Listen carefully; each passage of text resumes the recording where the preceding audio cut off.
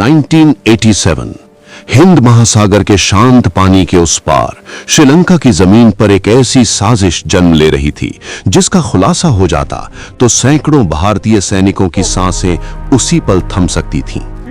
सवाल यह है, क्या भारतीय सेना की एक गुप्त ऑपरेशन योजना सचमुच दुश्मन के हाथों तक पहुंचने वाली थी?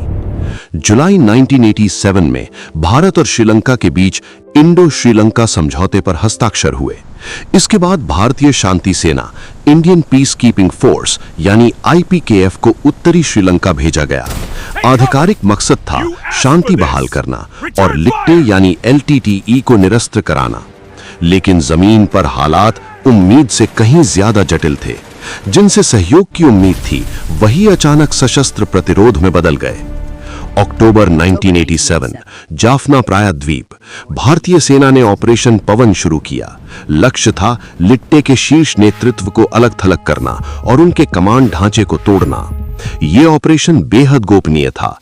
मूवमेंट, हवाई लैंडिंग, रेडियो फ्रीक्वेंसी, टुकड़ियों की दिशा, सब कुछ सीमित दायरे में रखा गया। लेकिन जैसे जैसे ऑपरेशन आगे बढ़ा, एक असहज सवाल उठने लगा। दुश्मन हर कदम पहले से कैसे जान रहा है? जाफना विश्वविद्यालय के पास पैराट्रूपर्स की लैंडिंग। योजना थी कि अचानक हमला कर नेतृत्व को घेरा जाए, पर जमीन पर पहुंचते ही सैनिकों को चारों तरफ से घात लगाकर हमले झेलने पड़े। संचार में बाधाएं आईं, रास्ते पहले से जाल बिछाकर बंद किए गए थे। ऐसा लग रहा था मानो किसी ने नक्शा पढ़कर दुश्मन को पहले ही सब बता दिया हो। इतिहास बताता है कि ऑपरेशन पवन के शुरुआती चरण में भारतीय सेना को भारी प्रतिरोध और नुकसान झेलना पड़ा। शहरी गुरिल्ला युद्ध, संकरी गलियां, छतों से फायरिंग और स्थानीय नेटवर्क की सटीक जानकारी। LTTE अपने इलाके में बेहद संगठित था। लेकिन सवाल सिर्फ ये नहीं था कि वे मजबूत थे। सवाल ये था कि क्या भारतीय रणनीति की परतें कहीं से खुल रही थीं?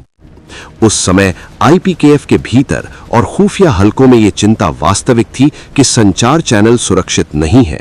श्रीलंका की आंतरिक राजनीति, स्थानीय समर्थन तंत्र और बहुस्तरीय संपर्क, इन सब ने हालात को धुंधला बना दिया था।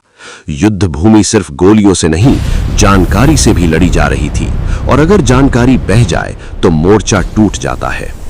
कल्पना कीजिए, सैकड़ों सैनिक दुश्मन इलाके में उतर रहे हैं। उन्हें भरोसा है कि सरप्राइज उनका सबसे बड़ा हथियार है। लेकिन यदि वही सरप्राइज पहले ही खत्म हो चुका हो तो? एक लीक, एक इंटरसेप्टेड संदेश, एक अंदरूनी चूक और पूरा ऑपरेशन जाल में फंस सकता था। यही वो डर था जिसने कमांडरों को रातों की नींद छीन ली। आधिकारिक रिकॉर्ड्स बताते हैं कि अक्टूबर 1987 में जाफना क्षेत्र में भीषण लड़ाई हुई और भारतीय सेना को अपेक्षा से अधिक हताहत झेलने पड़े। बाद के वर्षों में सैन्य विश्लेषकों ने माना कि स्थानीय समर्थन और खुफिया नेटवर्क के अभाव ने मिशन को कठिन बना दिया था। ये केवल बंदूक की लड़ाई नहीं थी, ये भरोसे और सूचना की लड़ाई थी। श्रीलंका मिशन धीरे धीरे एक लंबी, थकाऊ तैनाती में बदल गया। 1990 तक IPKF को वापस बुला लिया गया। लेकिन 1987 के वे शुरुआती दिन आज भी कई सवाल छोड़ते हैं। क्या योजना सचमुच लीक हुई थी, या दुश्मन की स्थानीय पकड़ इतनी गहरी थी कि हर कदम भांप लिया गया? शायद सच्चाई कई परतों में छिपी है। इतिहास में कुछ ऑपरेशन फाइलों में दर्ज होते हैं और कुछ फाइलों के बीच की खामोशी में। 1987 का श्रीलंका मिशन हमें याद दिलाता है कि युद्ध भूमि पर सबसे खतरनाक हथियार हमेशा बंदूक नहीं होता।